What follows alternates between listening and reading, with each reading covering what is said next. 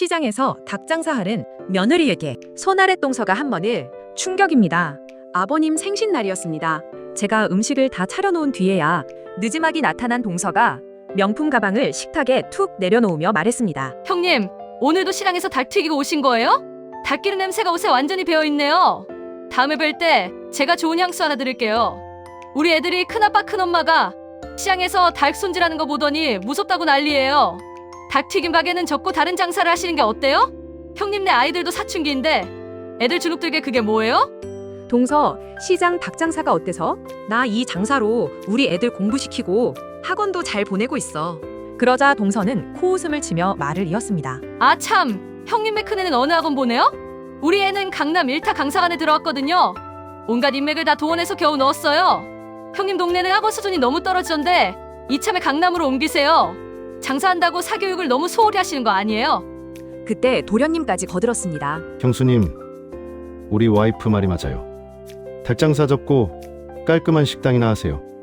의랑 수준 좀 맞추고 사셔야 서로 편하게 보죠. 아버지, 안 그래요? 그 순간이었습니다. 조용히 TV를 보시던 아버님이 혀를 끌끌 차셨습니다. 야, 이놈들아, 듣고 있으니 가관이구나. 니들이 무슨 자격으로 그딴 말을 입에 담아? 네, 엄마가 암 수술 후 6개월간 누워있을 때 너희 둘 다 얼굴 한번 비쳤냐? 치매 초기였던 네 엄마가 너희들 못 알아보고 노인 냄새도 난다는 핑계로 방문턱도 안 넘던 것들이 어디다 대고 형수한테 훈수질이야.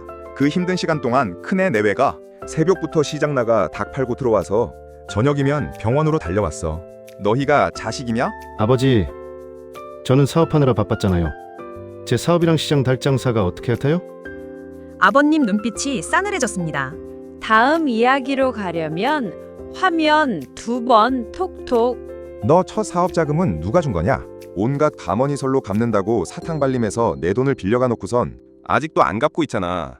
정작 네 엄마 아플 때 코빼기도 안 비치더니 이제 와서 수준 타령이냐? 아버님은 안방으로 들어가시더니 낡은 통장 하나와 서류를 꺼내 제 앞에 조용히 놓으셨습니다. 이건 네 시어미가 죽기 전까지 가슴에 품고 있던 통장이다. 근데 오늘 둘째네 하는 꼴을 보니 더 이상 미룰 필요가 없겠구나. 이 돈으로 번듯한 가게 자리 얻어라. 보증금 내고 1년치 월세 내기엔 충분할 거야. 아버지, 그건 불공평하잖아요. 그게 네 입에서 나와도 되는 소리냐? 자식도리도 안 한 놈이 어디서 재산을 노려? 입 다물어라. 힘들었던 시간들이 한꺼번에 밀려와 눈물을 참고 있자니 아버님이 제 손을 꼭 잡으셨습니다. 그동안 힘들었지. 표현은 못했지만 정말 고마웠다. 시아버지가 며느리 생각해주시는 마음을 공감하시면 조댓구알 부탁드립니다.